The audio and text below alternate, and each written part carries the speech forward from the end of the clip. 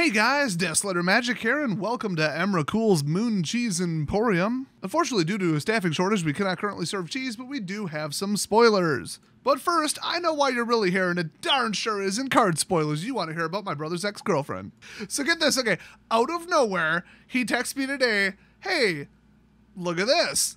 Insert name of his ex-girlfriend. Remember, he's been married for like 8 years, but he used to date this one girl. I'm not going to say the name, because, you know, now it could be anyone. But when they dated, she was like weird skinny, like do you have parasite skinny? Well, the years have not been kind, and neither was his text. I probably shouldn't read it, and I'm definitely not going to read my replies, but my God, she must have eaten her feelings for about a decade, plus the feelings of everybody around her. I thought, because he always does those face filter things, and he's into the Facebook chat and all that shit, which is funny because I'm the younger one, and I used to work at IT, but like, I'm like, oh, he put a fat filter on, and then he sent me like 8 more pictures. I'm like, oh my God. So I was just so shocked I had to share that with you. I mean, somebody's going to ask. She easily went from 100 to 400. We don't use pounds. What is it in European units? Okay, fine. 28.5 stone. What are y'all even doing over there? Stones come in different sizes. But if you want to see something almost as disturbing as the image that he sent me of his ex-girlfriend, we've got Slippy from Star Fox, or as they put it, croaking counterpart. Those eyes have either seen nothing because there's nothing behind them, or have seen everything. I'm not sure. I'm not very good at reading expressions. So anyway, this card has been haunting people's nightmares all day. From what I heard, I wouldn't know. I was working outside in the unbelievable 10 billion% humidity, drinking my own body weight in Gatorade, and then coming home, taking a nice comfortable shower and crashing in bed. Just kidding, I'm making this stupid video. I hope you can't smell me through the mic. I'm almost getting to that point where it crosses into like magical physics violation. It's like Seinfeld. The smell is becoming an entity. You need a priest to get rid of it. Ya boy's stankin'. But at least I'm not 400 pounds. Damn girl. In fact, I'm going to go get the damn girl sound effect. Hold up. I said, damn girl. That's right. There's no light in your eyes, Karonica. I got nothing to say to the haters. I hate you. Shout out to anybody old enough to remember that one. What's this video about? Oh yeah, it's about Slippy. So yeah, you create for 3 mana, it's a sorcery. You create a token that's a copy of target non-frog creature, except it's a 1/1 green frog. Then flashback 5. So I mean, it sounds powerful, but it's like, well, you're only obviously gonna, you know, do something that like transforms, something that builds up over time, like Scythe Cat with landfall, put a counter on it, or something with an obnoxiously overpowered triggered ability, but then you both have it. So like, is it even that good? It strikes me as amazing, but then it's like, you didn't even technically get rid of their creature or steal it, you just made a crappier version of it. So I mean, I guess as a last ditch effort, you could bring out like a Death Toucher, but there are Death Touchers in green that cost 1, so I don't know, the fact that they still have one and then theirs is probably better, I don't really get it. I mean, you can do it twice. If you have 5 mana, you can do it twice, right in a row. I don't know, this just strikes me as like an all or nothing, where people are either gonna love it and play it and it's gonna be amazing, or they're gonna be like, why would I do that? So it's your creature or their creature, and it doesn't get around legendary. So another, you know, 1 pro and 1 con. So I don't know what to think of this. What I really wanted, I wanted just a direct reprint of this because it would have been hilarious. Remember Altered Ego, which also had my favorite artwork from the whole entire set? It was 1 blue, 1 green, plus 2, and then plus X. So basically 4 plus X. And then you create a copy of, well, actually it was a 0/0 shapeshifter creature too, so it was a creature spell, which was kind of fun, because there was a lot of anti-non-creature spell countermeasures back then, so this got around them. But it enters as a copy of any creature on the battlefield, except with an additional X/1/1 counters on it. So you could just clone something for 4, but you get an exact copy of it. Or you could just like kind of overload it, and then you have a slightly bigger version of whatever their biggest threat was. And I played this in my favorite deck, and it was just the greatest thing ever. So I'm like, they have to reprint that. Unfortunately, we got Slippy. They did the exact opposite. You get an exact copy, except it's worse. It's a crappy little 1/1. So that's a shame. It's not worth the 1 mana drop, and I think just because of that, I hate this. But flashback, though. But boy, you target the right like landfall creature, or that Ashaya, I think it is, who turns all of your creatures into also forests. I mean, you might be able to make better use out of that than them, but it's like maybe, and then you don't know who your opponent is when you're building your deck. So would people even bother to mainboard this? I don't know what to think about this. This has been so controversial, and most people are just talking about the artwork from the limited thing I saw this morning. And then went to work outside with terrible allergies. and sweated my ass off. Ugh, today sucked. So next up, let's go with Diregraph Rebirth. So that's a 5 cost total, 1 green, 1 black sorcery. Uncommon, the spell costs 1 less to cast for each creature that died this turn. Okay. And then return target creature card from the battlefield, or from your graveyard to the battlefield. So it's a standard 5 cost resurrect, but with green added, but then you can reduce it down to 2 technically, which is pretty wild. And then flashback 7. But I assume that the casting cost reduction applies to flashback. I don't know. I think it does, but with the rules I know, it wouldn't. But I think the order it's written, where it's written, what's granting it the lowering, and like a couple other things would say, yes, that would apply to the flashback. It's just an alternate cast, and then it just says this spell costs less to cast. So whatever mode of casting you do, it can be reduced because the card says it or something. I think that's how it works. I don't know. Judges weigh in. So, I mean, this is pretty spicy. Back in Shadows, I used to run Elzambli, which was a Resurrector deck that would purposely mill Eldrazi into the graveyard and then resurrect them direct into play. And it was nothing but Titans, pretty much. The deck wasn't amazing. Obviously, 1 counterspell would just shut it down. The rest was just, draw, self-mill, ramp, land fetch, and just like 1/1 Death Touchers for stall. And like, that was it. So it was a bit of a one-trick pony, but if I got him out, people would just forfeit. So it can be powerful if you have a powerful enough target. The thing is, though, there's not post-rotation that many, like, amazing bomb creatures in, like, the 7 and up mana cost area, which is where you would normally look. I mean, there's some pretty good ones, but not, like, game-ruining enough to merit running this. So what I'm thinking is, okay, in a Decayed deck, do you just want something back for 2? Because, you do 3 Decayed creatures, and then you swing with them, and then they all die no matter what happens. Okay, now you can resurrect something direct from graveyard to battlefield for 2. That seems worth it without being overpowered, but remember, I don't like this spell, particularly because we have, I think, 4 more sets coming out after this before the next rotation. Yeah, things could get real big real quick, and remember, we're going to have a very powerful Legendary Demon heavy set for the next one after Neon Dynasty. So this could go bad, but I mean, at least it's sorcery speed, and at least it costs 5, and at least it's 2 color. Next up, we got Faithful Mending. Boy, a lot of gold cards today. It's 1 blue, 1 white, and it's an instant. You gain 2 life, draw 2 cards for 2 mana. Geez. Then discard 2 cards. Okay, it's a post-discard effect, though, not a pre.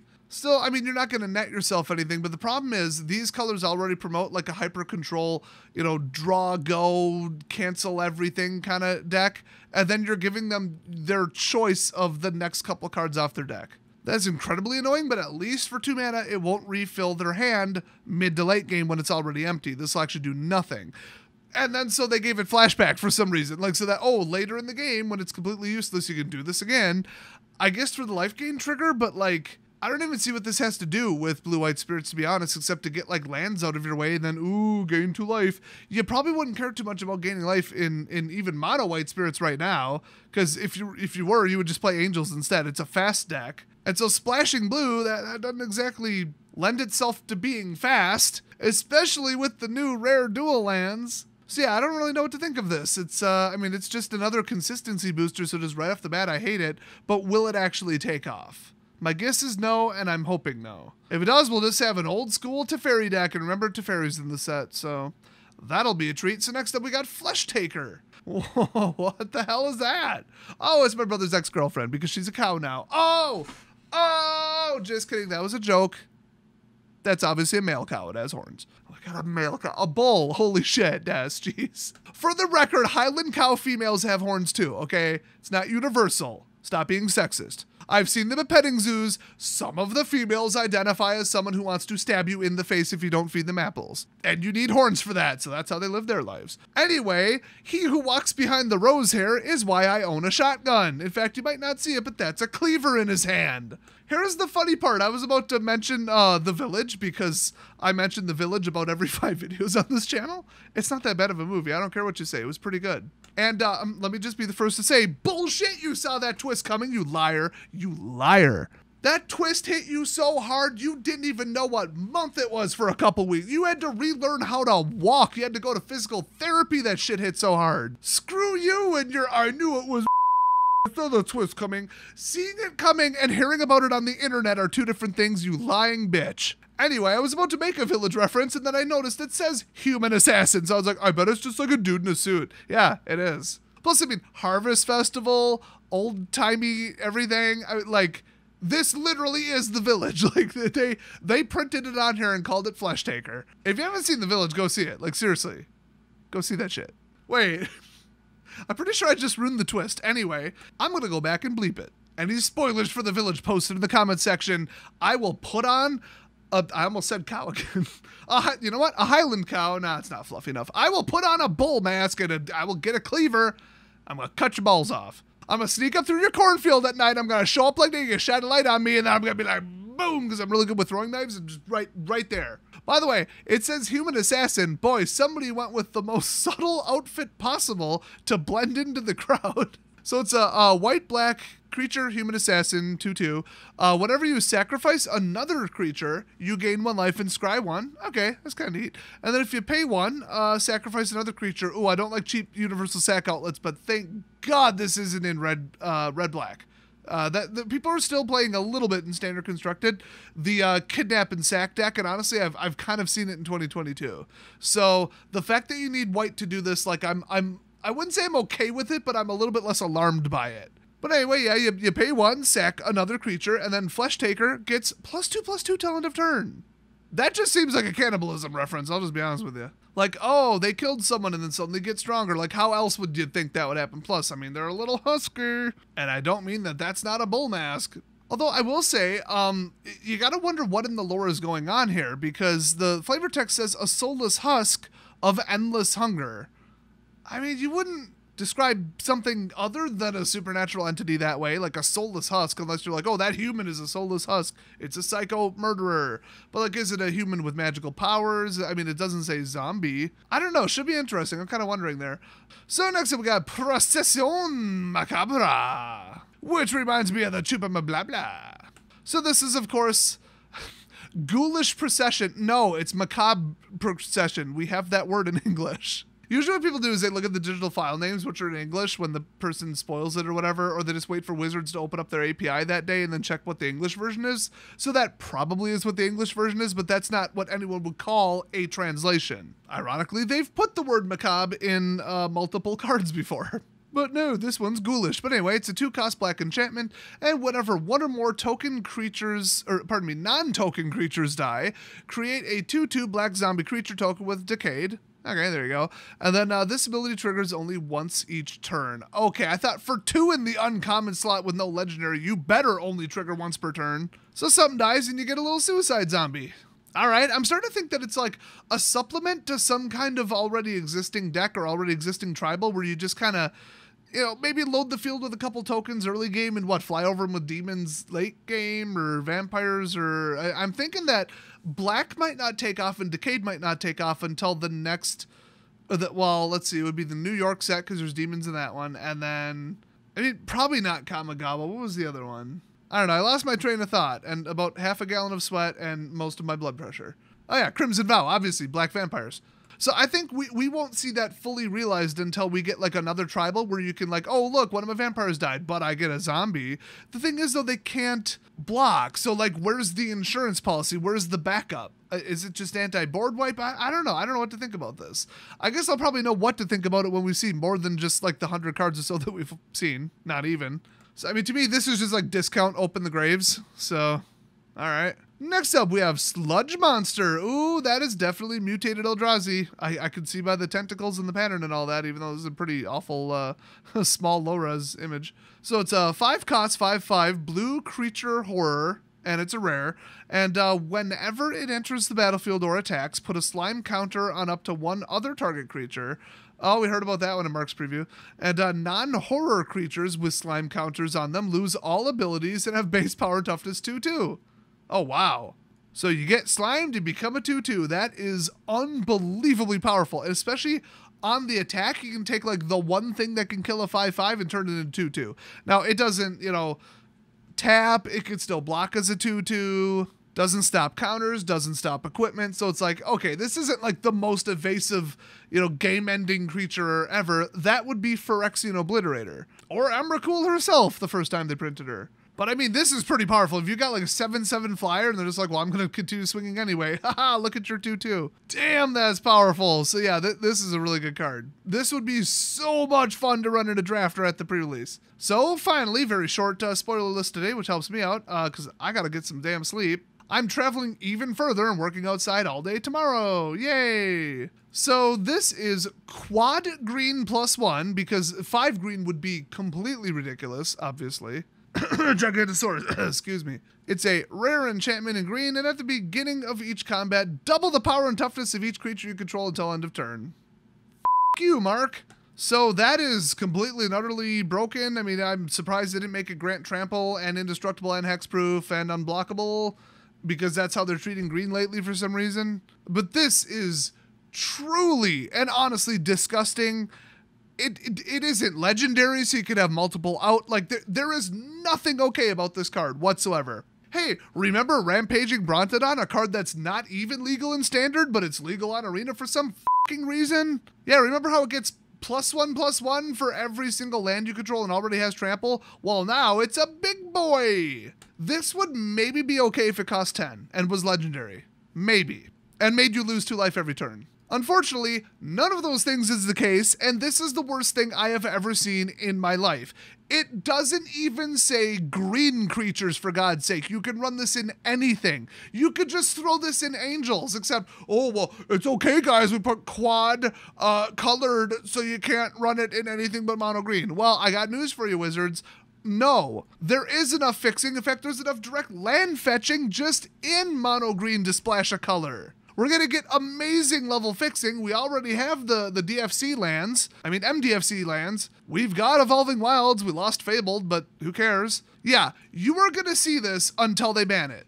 It's as simple as that. Nobody in their right mind who has any access to green mana is going to not run this. And remember, one of the most obnoxious decks and unbeatable decks right now in the 2022 queue is a couple different variations on dragons. I've seen 5-color, 4-color, 3-color, and 1-color. Strangely enough, I almost never see 2. But at the very weakest, it's red, black, treasure ramp dragons.